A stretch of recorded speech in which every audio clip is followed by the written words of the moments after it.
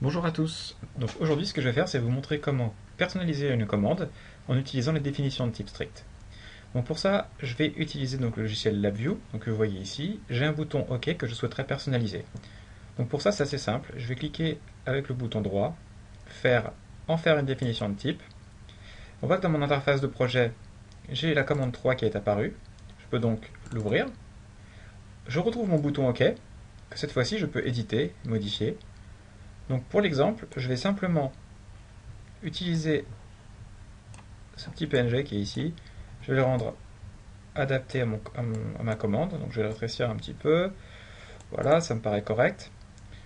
Je vais juste le faire glisser dans mon bouton, modifier son nom. Voilà. Ici, je vais donc pouvoir sélectionner également de quelle manière je souhaite l'enregistrer, soit commande, soit définition de type, soit définition de type strict. La possibilité que ça nous offre, c'est de pouvoir avoir un bouton qui va être réutilisable et qui sera modifiable depuis simplement l'interface de personnalisation.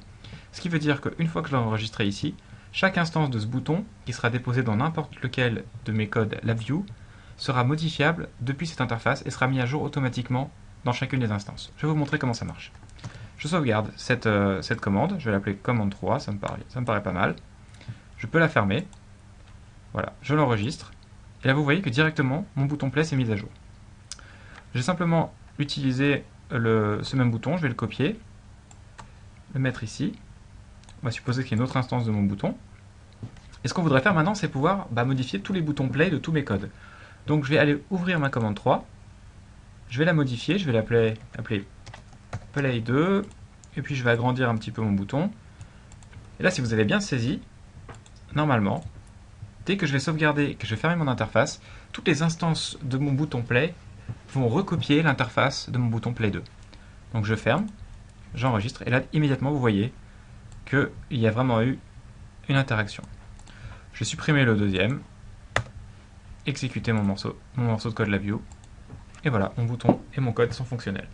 Donc ce que ça vous apporte, c'est une modification de chacune des commandes LabVIEW. Vous pouvez la modifier, l'adapter, augmenter sa taille, évidemment, ajouter des indicateurs, ajouter des graphismes.